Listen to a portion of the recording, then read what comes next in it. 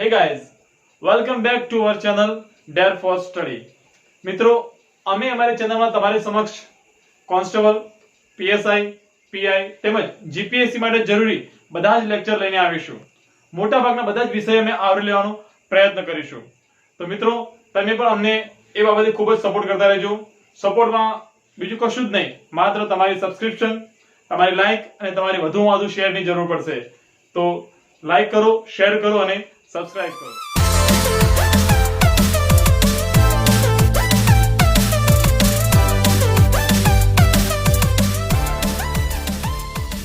તો મિત્રો આજે ફરીવાર અમે આપની સમક્ષ નવા વિષય અને નવા ટોપિક સાથે આવી રહ્યા છીએ. આજનો વિષય છે એ આપણી લગભગ દરેકે દરેક પરીક્ષામાં સૌથી મહત્વનો વિષય છે. આપણે ઉપરથી શરૂઆત કરીએ, છેક ટોચથી શરૂઆત કરીએ, જેમ કે જીપીએસસી. તો જીપીએસસી માં આ વિષયમાંથી મિનિમમ 50 ગુણનું પૂછાય છે. 50 માર્ક્સ, 50 માર્ક્સ. થોડાક નીચે આવીએ એટલે કે આપણે પીએસઆઈ, એમાં આમાંથી 75 ગુણનું પૂછાય છે. આખું અલગ પેપર જ આપી દીધું છે, 75 માર્ક્સનું પેપર. થોડાક વધારે નીચે આવીએ, મોટા ભાગના આપણા વિદ્યાર્થીઓ અત્યારે મહેનત કરતા હોય છે, કારણ કે એની સંખ્યા બહુ મોટા પ્રમાણમાં આવે છે, એની ભરતી બહુ મોટી હોય છે, એટલે કે કોન્સ્ટેબલ. તો કોન્સ્ટેબલમાં મિત્રો 100 માર્ક્સમાંથી ઓછામાં ઓછું 20 થી 25 ગુણનું આપણને આ સબ્જેક્ટમાંથી મળી રહેતું હોય છે. તો લગભગ બધાને મગજમાં ક્લિયર થઈ જ ગઈ કે આ વિષય કયો છે. યસ, ઓબ્વિયસલી આપણો વિષય છે મેથ્સ, ગણિત. મોટા ભાગનો વિદ્યાર્થી એમનો ગણિત એટલે એક કાચો પાયો રહી ગયો છે. બસ કે અમને ગણિત ના ફાવે, કે અમે ગણિત આવે એટલે છોડી દઈએ, કે અમે કાયદો ગોખી લઈએ, બંધારણ ગોખી લઈએ, ઇતિહાસ ગોખી લઈએ, પણ ગણિતમાં અમારી ચાંચ ના ડૂબે. કે આપણે અંગ્રેજી જેવું થાય, હા, ઇંગ્લિશ ના જેને ઉભું રહે છે ને એ રીતે જ ગણિત આઈને ઉભું રહે છે. તો આપણે હવે ત્યાંથી પિકઅપ લેવાની છે, ત્યાંથી ધક્કો મારીને ગાડીને આગળ દોડાવવાની છે. તો તૈયાર છો બધા? મારી સાથે તમારી ગાડીને સેલ મારી અને ધકેલવા માટે તૈયાર થઈ જાઓ. આપણે દરેકે દરેક વિષયને બહુ બેઝિક માંથી ઉપાડ્યો છે, અને મેથ્સ ને પણ આપણે એકદમ બેઝિક લેવલ થી જ લઈશું, રૂટ લેવલ થી તેની શરૂઆત કરીશું. તો આજે આપણો ટોપિક છે સંખ્યા પદ્ધતિ.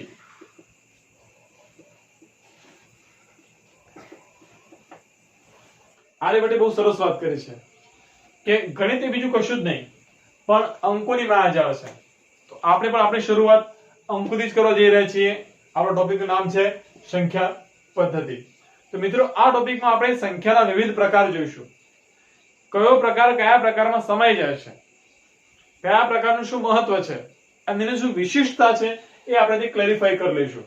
અને આમાંથી ઘણી વખત અને ખાસ કરીને કોન્સ્ટેબલમાં આ ટોપિકના મહત્તમ પ્રશ્નો પૂછાયેલા જોવા મળ્યા છે. તો ધ્યાન આપીશું આપણે ફરી એકવાર સંખ્યા પદ્ધતિ, ગણિત. ઓકે, હવે સંખ્યા પદ્ધતિમાં આપણે બેઝિક થી શરૂ કરીએ, રૂટમાંથી શરૂ કરીએ. તો એમાં પહેલું આવે છે પ્રાકૃતિક સંખ્યાઓ.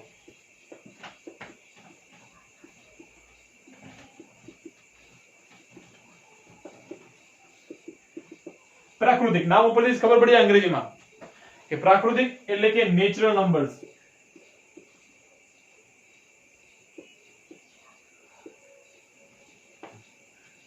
અને એને આપણે n તરીકે, જેની સંજ્ઞા બધાની ખાસ યાદ રાખજો. પ્રાકૃતિક સંખ્યા સંજ્ઞાની n છે. સંજ્ઞા એટલે આપણે ઇંગ્લિશના વિષયમાં વાત કરી હતી, નાઉન. યસ, આપણે કયા નામથી એને ઓળખીએ છીએ? n. હવે પ્રાકૃતિક સંખ્યામાં શું જોવા મળશે આપણને? તો 1 થી, સમજો, 1 થી લઈ બધી જ સંખ્યાઓ. કેવી પણ? એક્ઝામ્પલ 1 2 3 4 5 6 7 8 10 અસંખ્ય. ઓકે, 1 થી માંડી બધી સંખ્યાઓ, પણ 1 2 3 4 ત્યાં અવિભાજ્ય કે દશાંશ એ ગણવાની નથી. એ બધી આપણે પ્રાકૃતિક સંખ્યા કહીશું. ડન? હવે તમે 1 થી લો છો એટલે બે વસ્તુ મગજમાં આવે. એક, કે પ્રાકૃતિક સંખ્યા કેવી છે? અસંખ્ય, ઇલિટરેટ છે, ગણી શકાય. આ પાછો વર્ડ થોડો ખોટો પડે છે. ગણી શકાય પણ હજુ સુધી કોઈ પૂરેપૂરું ગણી શક્યું નથી. જેટલું આગળ એટલું આગળ જાય છે, આગળ વધે જ જાય છે. કરોડ, 10 કરોડ, અરબ, 10 અરબ, ખરબ ચાલુ જ જાય છે. ઓકે, હવે આમાં આપણે એક ઉપર ધ્યાન આપવાનું છે. તો એક એ વિશિષ્ટ સંખ્યા છે. નીચે પૈકી કઈ સંખ્યા વિશિષ્ટ છે? એક. બીજી વસ્તુ, એક પાછું ગુણાકારમાં તટસ્થ છે.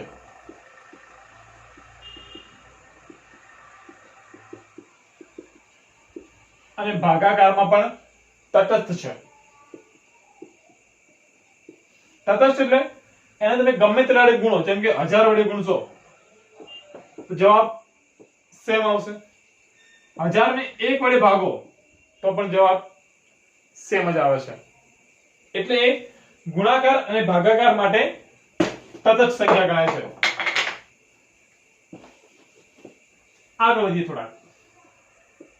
નંબર 2 પર આવશે પૂર્ણ સંખ્યા.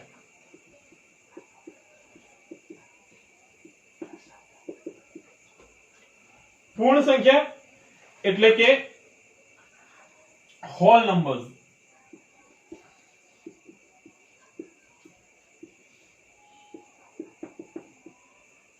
અને એનો સિમ્બલ છે W. પૂર્ણ સંખ્યા સિમ્બલ W. કશું જ નથી, સેમ છે, પણ એક અંક ખાલી વધી જાય છે. 0 થી શરૂ થતી બધી જ પ્રાકૃતિક સંખ્યાઓ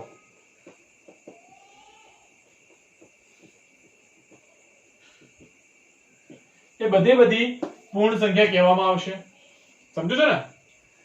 અહીંયા તમે 0 મૂકી દો અથવા 0 આગળ લાવી દો એટલે આખે આખો જે ગણ હોય, જે બંચ આપેલો હોય, એ સીધો પૂર્ણ સંખ્યા બની જાય. 0 કાઢી નાખો તો પાછું નેચરલ અથવા પ્રાકૃતિક સંખ્યા બની જતી જોવા મળે છે. ઓકે, હવે જેમ અહીંયા એક ગુણાકાર ને ભાગાકારમાં તટસ્થ છે, એ રીતે 0 શેમાં તટસ્થ આવશે ભાઈ? યસ, સરવાળામાં તટસ્થ સંખ્યા છે. સરવાળા માટે કઈ સંખ્યા તટસ્થ છે? 0. ગુણાકાર અને ભાગાકાર માટે 1. બીજી વસ્તુ, 0 સાથે કોઈ પણ ટકરાય છે, અથડામણ કરે છે, તો જવાબ શું થઈ જાય? 0. 0 ગુણ્યા ગમે તે સંખ્યા ઇઝ ઇક્વલ ટુ હંમેશા 0 જ આવશે. તમે 5 કરોડ, 5 લાખ, સમથિંગ ગમે લઈ લો, ગુણ્યા 0 કરશો તો જવાબ હંમેશા 0 જ આવશે. એટલે કહે છે અમિતાભ બચ્ચન कि शून्य से जो भी टकराता है वो स्वयं शून्य बन जाता है. याद रखજો, अमिताभ बच्चन नहीं. 0 गुણ્યા કોઈ પણ સંખ્યા બરાબર 0. 0 શેમાં તટસ્થ છે? તો કે સરવાળામાં. હોલ નંબર તથા પૂર્ણ સંખ્યામાં આપણે પ્રાકૃતિક સંખ્યા આગળ 0 મૂકી દઈએ છીએ એટલે હોલ નંબર્સ કે પૂર્ણ સંખ્યા બની જતી હોય છે. નંબર 3. ઓકે, નંબર 3 છે પૂર્ણાંક સંખ્યાઓ.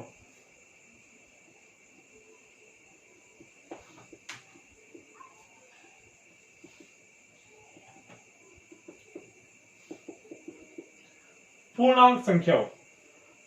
પૂર્ણાંક સંખ્યાઓ માટે આપણે z વાપરીએ છીએ. z એની સંજ્ઞા છે z. હવે એક એક સ્ટેપ આગળ વધતા જઈએ છીએ. આપણે એક સંખ્યા રેખા, લગભગ આપણે નાનપણમાં સંખ્યા રેખા બધા ભણેલા જ છીએ. મધ્યમાં આપણે 0 બનાવતા હતા. એની ડાબી બાજુ 1 2 3 4 5 6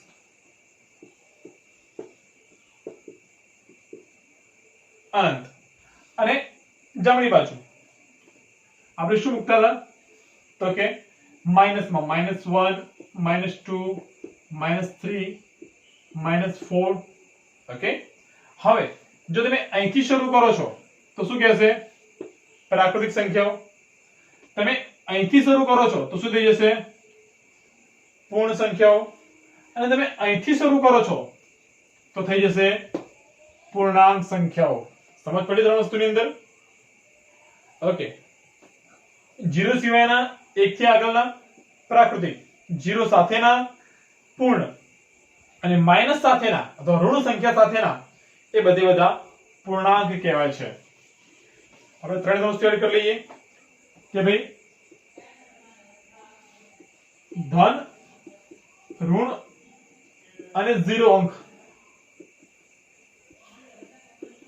ધરાવતી સંખ્યાઓ જેવી કે -2, -1, 0, 1, 2, 3 આ બધી કેવી કહેવાશે? પૂર્ણાંક સંખ્યાઓ. ડન? ઓકે. હવે આગળ વધીએ આપણે. નંબર 4 ઉપર છે સમય સંખ્યાઓ. આને ખાસ ધ્યાનમાં લેજો.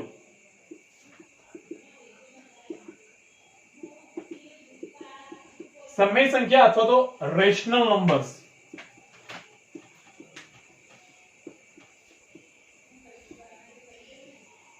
રેશનલ ઇંગ્લિશમાં રેશનલ એટલે બુદ્ધિશાળી થાય છે. આને કશું લેવા દેવા નથી એની સાથે. સ્પેલિંગ ચેન્જ છે. આનો સંજ્ઞા યાદ રાખજો. આર નહીં લખી દેતા.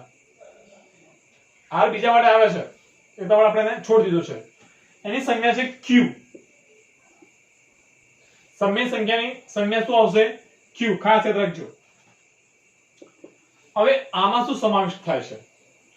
તો આની અંદર આપણે ગુણોત્તર a અને b કોઈ પણ અંક હોય, અહીંયા આપણે ખાલી a અને b લીધા છે, એનું સ્વરૂપ a ભાગ્યા b જોવા મળશે. સમજો છો? બીજી વસ્તુ, b શૂન્ય કરતા હંમેશા વધારે હશે. શૂન્ય હોતો નથી. એટલે કે b બરાબર ક્યારે a અને b બંને બરાબર ક્યારે શૂન્ય હોતું નથી. બેસો સમજમાં? યસ. આપણે એક બે એક્ઝામ્પલ જોઈ લઈએ. જેમ કે 2/5 0.23. હવે અહીંયા લોચો પડ્યો કે આ તો ક્યાં અપૂર્ણાંક છે? કે આ તો અપૂર્ણાંક સંખ્યા નથી. આપણે લખી દઈએ કે જે અપૂર્ણાંક સંખ્યાઓ છે એ બધી સમય સંખ્યામાં આવી જશે. ઓકે. હવે આને અપૂર્ણાંકમાં ફેરવી શકાય છે. ભલે દશાંશ છે પણ અપૂર્ણાંકમાં ફેરવી શકાય. કઈ રીતે? તો પોઈન્ટના પાછળ 1 અને 2 એટલે 2 મીંડા મૂકવાના. 23 ભાગ્યા 2 મીંડા થઈ ગયા. તો આ પણ થઈ ગઈ સમય સંખ્યા. ઓકે. આ ઓલરેડી સમય સંખ્યા છે પણ આપણે ફેરવીને બતાવી કે આ રીતે આપણે સમય માનીએ છીએ. હવે બહુ ટિપિકલ વસ્તુ છે પાઈ. આ જે પાઈ છે એને સમય ગણવું કે અસમય ગણવું? લોચા પડી ગયા. આપણે વાત કરીએ આપણે આર્યભટ્ટની. એમને પાઈની કિંમત શું દીધી? પાઈ બરાબર 22 સપ્તમાંશ. તો આ જે 22 સપ્તમાંશ છે એ સમય સંખ્યા છે. યાદ રાખજો, 22 સપ્તમાંશ સમય સંખ્યા છે પણ પાઈને આપણે સમયમાં ગણતા નથી. ઓકે. ચલો આગળ વધીએ આપણે. સમય પછી આવશે સીધું જ અસમય સંખ્યાઓ.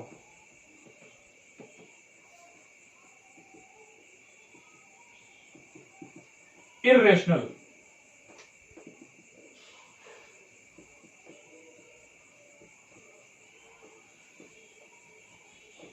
જેને આપણે સંજ્ઞા પણ આ યાર એવું જ આપેલું છે, ઇરરેશનલ નંબર્સ. સીધી વસ્તુ છે કે સમય ના હોય એવી બધી જ અપૂર્ણાંક સંખ્યાઓ, દશાંશ સંખ્યાઓ. દશાંશ સંખ્યાઓ કે જે સમય નથી એ બધી આપણે અસમય સંખ્યાઓમાં લઈ લઈએ છીએ. આપણું પહેલું ઉદાહરણ કયું હતું ભાઈ? પાઈ. તો પાઈ એ અસમય છે. જ્યારે 22 સપ્તમાંશ એની જ કિંમત છે એ સમય સંખ્યા છે. આપણે પાઈની વાત કરીએ તો પાઈ એ રોમન કક્કો નંબર્સ નહીં. આપણે પેલું 1 2 3 4 5 6 આવું બધું ભણ્યા છે. એક્ઝામ આપણે પૂછાય પણ છે. આ બધી રોમન એકડી છે. એમ રોમન કક્કો પણ આપણા અંદર ઘૂસી ગયેલો છે. યસ. આ બધા યુનાની લોકો. તો આ જે પાઈ છે એ રોમન કક્કાનો 13મો અક્ષર છે, યાદ રાખજો. રોમન કક્કાનો કયો અક્ષર? 13મો અક્ષર છે, જે આવતો હોય અને આપણે પાઈ વાપરીએ છીએ. Okay, done. ચલો એના આપણે બીજા એક બે એક્ઝામ્પલ જોઈ લઈએ જરા અસમયના. હા, જેમ કે 0.01 2 નું વર્ગમૂળ 5 નું વર્ગમૂળ. આ લોકો બધી સમય સંખ્યાઓ નથી એટલે આપણે એને સમાન ગણીએ છીએ, અસમય અથવા તો ઇરરેશનલ નંબરમાં આપણે ગણીએ છીએ. સીધી ભાષા યાદ રાખવું હોય તો જે પણ એકી સંખ્યાઓ છે અથવા આપણે જેને અવિભાજ્ય સંખ્યા લઈ લઈએ, આપણે પ્રોપર પકડો અવિભાજ્ય સંખ્યા. અવિભાજ્ય સંખ્યા હોય અને પાછું વર્ગમૂળમાં આપેલું હોય તો સીધી અસમય સંખ્યા થઈ જશે. ડન. ઓકે, તો સમય અને અસમય. આગળ વધીએ આપણે.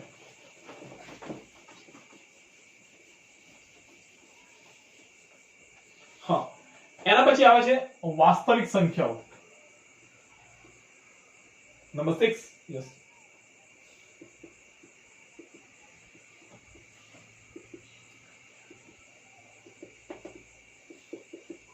વાસ્તવિક સંખ્યા એટલે કે રિયલ નંબર.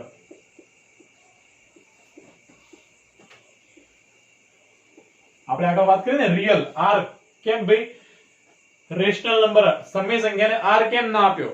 કારણ કે આપણે આર ઓલરેડી આને આપી ચૂક્યા છીએ. આર કોની સંખ્યા છે? તો કે વાસ્તવિક સંખ્યાઓની. હવે વાસ્તવિક સંખ્યા કોને કહેવાય? સીધી સરળ વસ્તુ છે. અત્યાર સુધી જેટલા પણ આપણે ઘોડાકૂટ કરી, જે બધાની માથાકૂટ બધી આમાં સમય જાય, બધાના યુગમાં. જેમ કે પહેલથી લઈએ આપણે પ્રાકૃતિક. ચલો, પ્રાકૃતિક, પૂર્ણ, પૂર્ણાંક, ક્યુ એટલે રેશનલ સમય સંખ્યા, આઈઆર ઇરરેશનલ અસમય સંખ્યા. આ બધી જેમાં સમય જાય છે એને શું કહેવાય? વાસ્તવિક સંખ્યા. ડન. હવે એક્ઝામમાં ઉપયોગ કઈ રીતે કરે છે?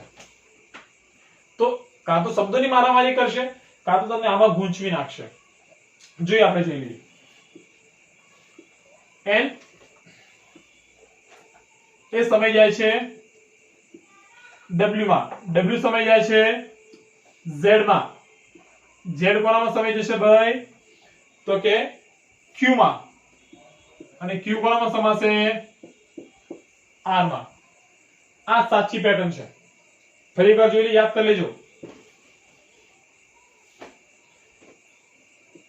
n એટલે કે પ્રાકૃતિક સંખ્યા 1 2 જે આવતો એના પછી જે આવતો બધા. થોડા આગળ વધ્યા, શું આવ્યું? હોલ નંબર એટલે કે પૂર્ણ સંખ્યા. પૂર્ણ લખી દઉં છું નીચે. હવે પૂર્ણ સંખ્યા કેવી રીતે બની? તો આમાં આપણે શું ઉમેર્યું? શૂન્ય. શૂન્ય થી 1 2 3 જે આવતો બધા. તો કઈક ઉમેર્યું ને? યસ. આનામાં શૂન્ય છે? ના, પણ આનામાં શૂન્ય સિવાય આ બધા આવી જાય છે. એટલે n એ w માં સમાઈ જાય છે. થોડા આગળ વધીએ. ચલો, w કોનામાં સમાય છે? તો કે z. z એટલે ભાઈ કઈ સંખ્યાઓ? પૂર્ણાંક સંખ્યાઓ.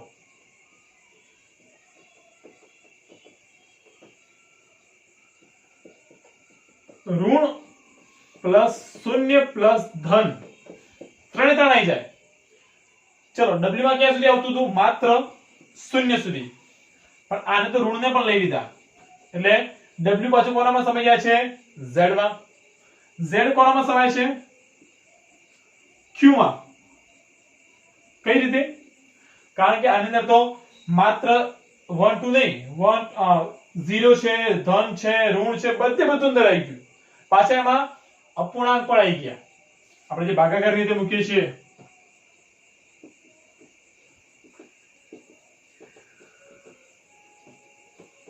એક દુત્યાંશ માઇનસ 2 તૃતીયાંશ આ બધું એમાં આવી ગયું. ધન ને ઋણ ને બધું એમાં આવી ગયું.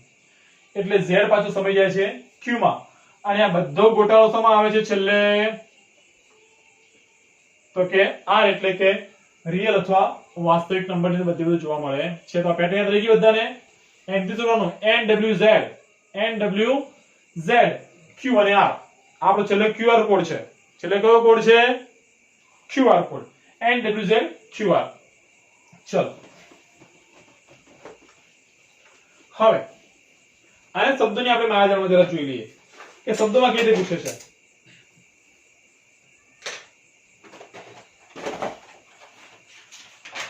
એક બે એક્ઝામ્પલ જોઈ લઈએ. જેમ કે એક જ લખી બધું.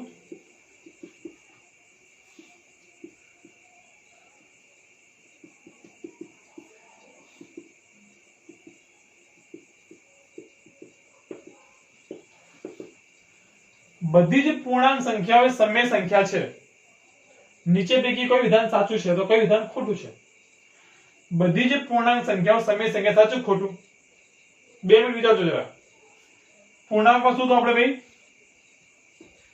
તો કે -1 0 અને 1 આ બધામાં આવે છે. હા, તો બધી જ પૂર્ણાંક સમય સંખ્યા છે, પણ થોડું ફેરવી નાખીએ આપણે. બધી જ સમય સંખ્યાઓ પૂર્ણાંક સંખ્યા છે તો કે ના, કારણ કે આમાં તો આપણે 1/2 લઈએ છીએ, પણ આમાં 1/2 આવતું નથી. યાદ રહેશે? યસ. બધા જ લંબચોરસ એ ચોરસ નથી, પણ બધા જ ચોરસ એ લંબચોરસ છે. ચલો હવે આપણે એક આખું કોષ્ટક લઈ લઈએ. એક સુંદર કોષ્ટક ટૂંકમાં બનાવી દઈએ તો તમને નોટ્સમાં પણ ઈઝી સરળતા રહેશે. ચલો આપણે બહુ બેઝિક થી પકડીએ. સંખ્યા પદ્ધતિ અહીંથી લો આપણે. ચલો એને બે ભાગ પાડો. મારા કોઠા થોડા વિચિત્ર આડાવાળા છે, ગાંધીજી જેવા. તમારે વ્યવસ્થિત દોરવાના છે. ઓકે, એના મેં બે ફાંટા પાડ્યા. કયા કયા? તો પહેલો બધાનો પૂર્વજ, બધાનો જન્મદાતા કોણ હતું ભાઈ? યસ, વાસ્તવિક સંખ્યા. સૂત્ર હવે કોડ R. આમાં બધું સમય જાય છે. હવે આનો જોડ્યો ભાઈ કોણ હતો?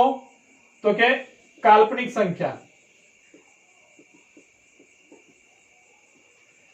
જેને આપણે કહીશું I નંબર, ઇમેજનરી. હવે આનું શું છે? તો સંખ્યા રેખા પર હોતા નથી. કોઈ પણ કાલ્પનિક નંબરને આપણે સંખ્યા રેખા પર દર્શાવી શકતા નથી. જેમ કે 2i પોસિબલ નથી. અથવા હજી થોડા સાદી ભાષામાં વાત કરીએ તો જે સંખ્યાનો વર્ગ માઈનસ થતો હોય, જે સંખ્યાનો વર્ગ ઋણ થતું હોય, માઈનસ, એ બધી કાલ્પનિક સંખ્યા જ થશે. જેમ કે i નો વર્ગ બરાબર -1. ડન. બે વસ્તુ ધ્યાનમાં રાખવાની છે. કાલ્પનિક સંખ્યા આપણે સંખ્યા રેખા પર દર્શાવી શકતા નથી અને એનો વર્ગ હંમેશા માઈનસ થતો જોવા મળે છે. ચલો આગળ વધીએ. હવે વાસ્તવિકને આપણે બે ફાંટા પાડવાના છે.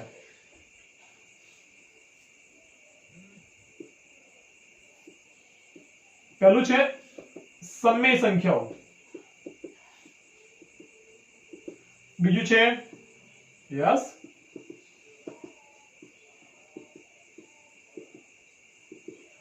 અસમય સંખ્યાઓ. સમય માટે કહ્યું હતું ભાઈ Q. નામ શું આપ્યું હતું? Rational numbers. આના માટે IR એટલે કે ઇરરેશનલ નંબર. ઓકે, સમય સંખ્યામાં શું આવશે? તો કે ભાઈ 22 સપ્તમાંશ -2/3, માઈનસ વાળી સંખ્યા આવે છે બાજુ, માઈનસ ને ધન ઋણ બંને આવે છે. ઓકે, આમાં શું આવશે?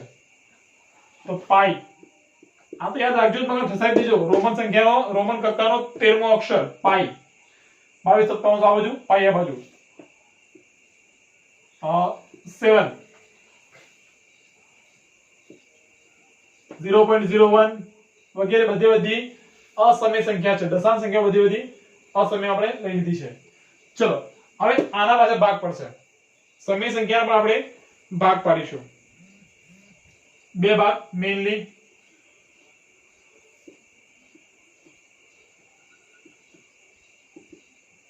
પૂર્ણ સંખ્યાઓ અને પૂર્ણાંક અને અપૂર્ણાંક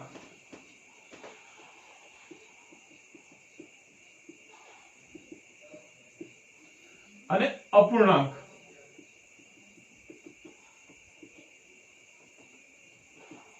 પૂર્ણાંક સંખ્યાઓ અને અપૂર્ણાંક સંખ્યાઓ તો પૂર્ણાંક આપણે જાણીએ છીએ ભાઈ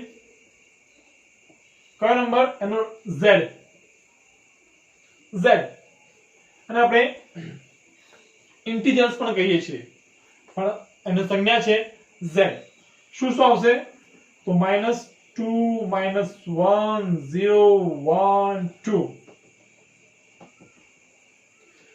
ઋણ શૂન્ય ધન બધે બધું શેમાં આવે છે પૂર્ણાંકમાં હવે અપૂર્ણાંકની વાત કરીએ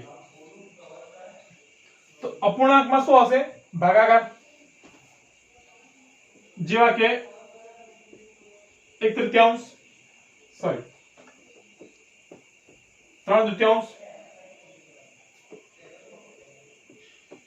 25/7 આ બધી બધા શું થશે અપૂર્ણાંક સંખ્યાઓ ઓકે હવે પૂર્ણાંકના અને અપૂર્ણાંકના પણ ભાગ પડશે પૂર્ણાંકના આપણે બે ભાગ પાડશું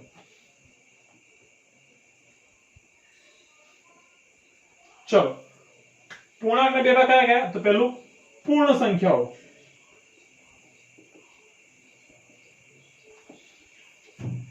જ્યારે બીજું છે ઋણ સંખ્યાઓ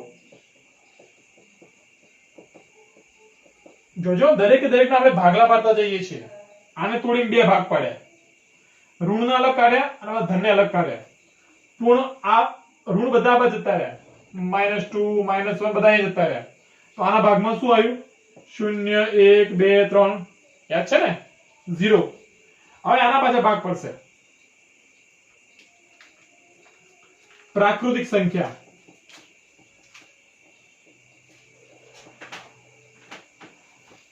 યસ કઈ ભાગ પર છે પ્રાકૃતિક સંખ્યા તો પ્રાકૃતિક સંખ્યામાં આપણને શૂન્ય મળતું નથી તો અલગ ત્યાં આપણે કઈ લીધું આપણે શૂન્ય અલગ પાડશો તો આપણને પ્રાકૃતિક સંખ્યા મળશે ડન ચલો હવે આપણે થોડા બાજુ જતા રહીએ અસમય સંખ્યા આપણે બે ભાગ પાડી શકીએ છીએ એક ગાણિતિક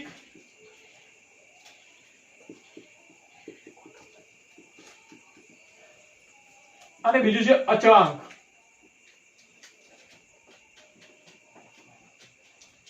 ગાણિતિક અને અચળાંક એવા આપણે બે ભાગ એના પાડી શકીએ છીએ જેમ કે વર્ગમૂળમાં 5 વર્ગમૂળમાં 2 આ બધા ગાણિતિક છે આપણે સર્જ પણ કહીએ છીએ જ્યારે અચળાંકમાં આપણે પાઈ છે આલ્ફા છે બીટા એ બધા આપણે એની અંદર લઈ લઈએ છીએ ચલો હવે અપૂર્ણાંકને આપણે બે ભાગ પાડી દઈશું તો કયા કયા છે એક સમ અપૂર્ણાંક અને બીજું વિષમ અપૂર્ણાંક સમ અને વિષમ ચલો તો સમનો અને વિષમનો શું ડિફરન્સ પડે છે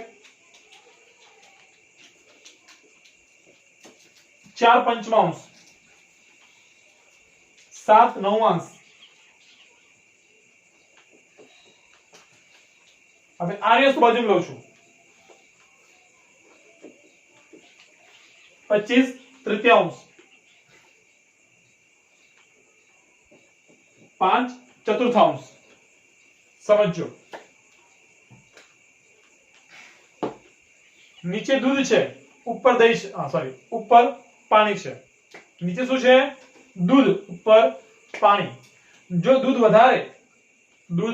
વધારે તો સમ અપૂર્ણાંક દૂધ ઓછું અને પાણી વધારે તો વિષમ અપૂર્ણાંક કેમ સમ અપૂર્ણાંકને આપણે મિશ્ર સંખ્યામાં ફેરવી શકતા નથી જ્યારે વિષમ અપૂર્ણાંકને આપણે આગળ વધીને મિશ્ર સંખ્યામાં ફેરવી શકીએ છીએ કઈ રીતે 25 આપણે ચલો ભાગાકાર કરો 25 ભાગ્યા 3 તો 8 તરી 24 शेष वधी 1 આપણે લખી શકીએ કે ભાઈ 8 પૂર્ણાંક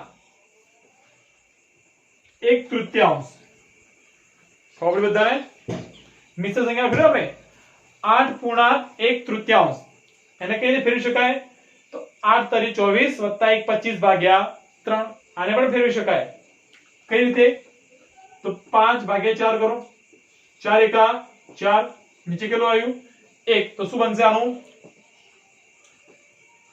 1 પૂર્ણાંક 1/4 1 પૂર્ણાંક 1/4 4 એકા 4 4 ને 1 પ્લસ 5 5/4 ખબર પડી બધાને વિષમને આપણે મિશ્ર સંખ્યામાં ફેરવી શકીએ છીએ સમને આપણે મિશ્રમાં ફેરવી શકતા નથી દૂધ યાદ રાખવાનું છે દૂધ વધારે તો સમ દૂધ ઓછું તો વિષમ ઓકે હવે એકવાર ફરી આપણે એને છૂટું છૂટું પાડીને જોઈ લઈએ બધે બધું એટલે મગજમાં કમ્પ્લીટ થશે જે આપણે વાસ્તવિક શરૂ કર્યું વાસ્તવિક તેના બે પાટા પડ્યા સમય અને અસમય અસમય આપણે લેતા નથી આપણું મેઈન બધું અહીંયા ધ્યાન રાખવાનું છે ચલો સમયને આપણે બે ભાગમાં પાડી દીધા કયા કયા પૂર્ણાંક અને અપૂર્ણાંક પૂર્ણાંક અને અપૂર્ણાંક આપણે અપૂર્ણાંક સાથે પણ કોઈ લેવા દેવા નથી આપણે પૂર્ણાંકથી જ ગુણાગુટ કરવાની છે પૂર્ણાંકમાં શું લીધું માઈનસ 0 અને પ્લસ એટલે કે ઋણ 0 અને ધન હવે આના બે ભાગ પાડવાના હતા તો શું ફાયદા પડે આપણે ભાગલા પાડવાનો રાજ કરો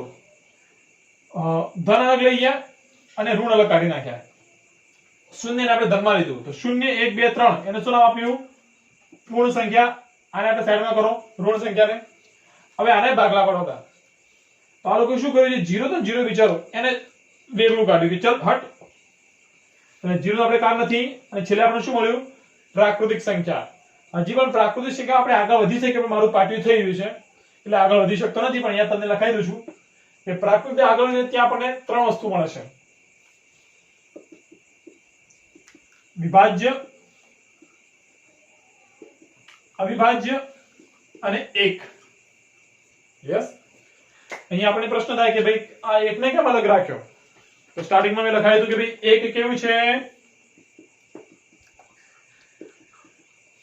વિશિષ્ટ સંખ્યા છે એક એ વિશિષ્ટ છે જેને આપણે વિભાજ્ય કે અવિભાજ્યમાં ગણતા નથી યાદ રાખજો એક્ઝામમાં પૂછાય કે સૌથી નાનામાં નાની અવિભાજ્ય સંખ્યા કઈ તો શું આવશે 2 ક્યારે ભૂલથી એક લખીને આવતા રહેતા નહીં હો નાનામાં નાની અવિભાજ્ય સંખ્યા 2 અને નાનામાં નાની વિભાજ્ય સંખ્યા તો 4 ઓકે તો મિત્રો ફરી એકવાર આપણે અહીંયા વિરામ આપીએ છીએ આગળનો ટોપિક ફરી એકવાર આપણે આને વધારે આગળ વધીશું ફરી એકવાર અમારી ચેનલને સપોર્ટ કરો વારંવાર જુઓ અને શેર કરો અને સબસ્ક્રાઇબ કરો લાઈક કરવાનું ભૂલતા નહીં અને ખાસ બેલ આઇકન દબાવવાનું ભૂલતા નહીં okay have a good day